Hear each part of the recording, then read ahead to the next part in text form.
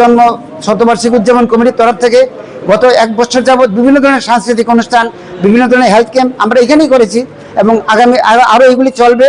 বিশেষ করে জনকল্যাণের জন্য, মানুষের কল্যাণের জন্য, স্বাস্থ্য এবং বিশেষ করে শিক্ষার জন্য এই যে অনুষ্ঠানগুলি আমরা বিভিন্ন সময় করব এবং সাংস্কৃতিক মঞ্চের পক্ষ থেকে এগুলি আগামী দিনে এগুলি চলবে। অসংখ্য ধন্যবাদ।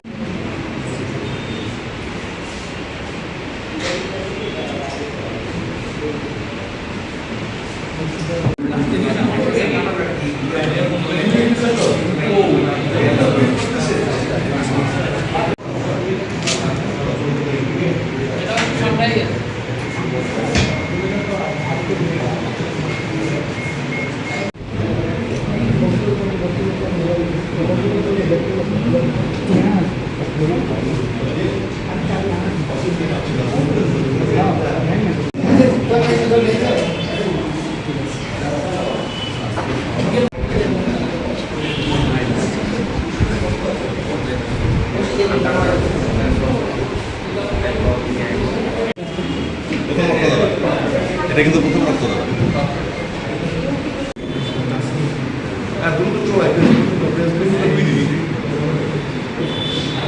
উদ্দেশ্য হচ্ছে আমাদের যে রাজ্যের যে রক্তদানের যে চাহিদা ক্রমশ বাড়ছে এবং হাসপাতালগুলিতে রক্তের যে স্বল্পতা, সেই স্বল্পতাকে কিছুটা হলেও দূরীকরণের উদ্দেশ্যে আমাদের এই রক্তদানের শিবির ও আয়োজন। এবং আজকের এই যে রক্তদান শিবিরের মূল উদ্যোক্তা হচ্ছে ত্রিপুরা সাংস্কৃতিক মঞ্চ এবং উদ্দেশ্য সুকান্ত জন্ম শতবার্ষিকী উদযাপন কমিটির তরফ থেকে আজকের এই আয়োজন এবং তাদের সাথে আমরা সহযোগিতা আছি ত্রিপুরা বিজ্ঞান মঞ্চ এবং স্টুডেন্টস হেলথ। এই রক্তদান শিবিরের মধ্যে দিয়ে আমাদের জিবি হাসপাতাল বা বিভিন্ন হাসপাতাল, আইজিএম হাসপাতাল, যেখানে রক্তর স্বল্পতা আছে, সেই স্বল্পতাকে দূরীকরণে যাতে করে মানুষের সবদিক সার্বিক মঙ্গল উপকার হয় এবং রক্তদানে মানুষের জীবন রক্ষা হয়, সেই জীবন রক্ষা করার জন্যই আমাদের এই উদ্যোগ। আমাদের আজকের এই রক্তদান শিবিরের মূল উদ্দেশ্য হচ্ছে সুকান্ত ভট্টাচার্যের জন্ম শতবর্ষ। আপনারা জানেন যে সুকান্ত ভট্টাচার্য 1926 সালে 15 আগস্ট জন্মগ্রহণ করেছিলেন। সুতরাং এই বছরটি ওনার জন্ম শতবর্ষের বছর। সেই জন্ম শতবর্ষকে সামনে রেখে আমরা সুকান্ত ভট্টাচার্য জন্ম শতবর্ষ উদযাপন কমিটির পক্ষ থেকে সারা বছরব্যাপী বিভিন্ন কর্মসূচির আয়োজন করেছি, যেমন বসে আঁকো প্রতিযোগিতা, প্রবন্ধ প্রতিযোগিতা এবং কবি সম্মেলন, এবং এরই অঙ্গ হিসাবে আজকের এই রক্তদান শিবিরের আয়োজন। আপনারা জানেন যে কবি সুকান্ত ভট্টাচার্য ছিলেন মানবতার কবি, সাম্যের কবি। সেই তার এই মানবতার আজকে যে সারা বিশ্ব জুড়ে যে মানবতার অবক্ষয়, সেখানে দাঁড়িয়ে আমরা যে মানবতার মানুষের রক্তদানের মাধ্যমে, রক্তদান একটি মহৎ দান আপনারা সবাই জানেন, এবং একজনের মানুষের স্বেচ্ছায় রক্তদানের মাধ্যমে অন্য মানুষের জীবন বাঁচতে পারে, তার থেকে তো বড় মানবতা কিছু হতে পারে না। সুতরাং এই মানবতার বাণী যাতে সবার মাধ্যমে আমরা যদি আমাদের আগামী প্রজন্মের মধ্যে প্রসারিত করতে পারি, সেই লক্ষ্যে আমাদের এই রক্তদানের কর্মসূচি আজকে গ্রহণ করা হয়েছে। পরবর্তী কি প্রোগ্রাম রয়েছে? আমাদের পরবর্তী প্রোগ্রাম রয়েছে, আমাদেরকে সেমিনারের আয়োজন করার চিন্তা ভাবনা আছে 14 আগস্ট, এবং আমরা একটা সোভেনিয়ার পার করার একটা লক্ষ্য রয়েছে।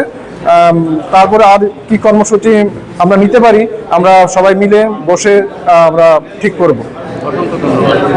হ্যাঁ, আমার নাম ডক্টর অসীম ছিল।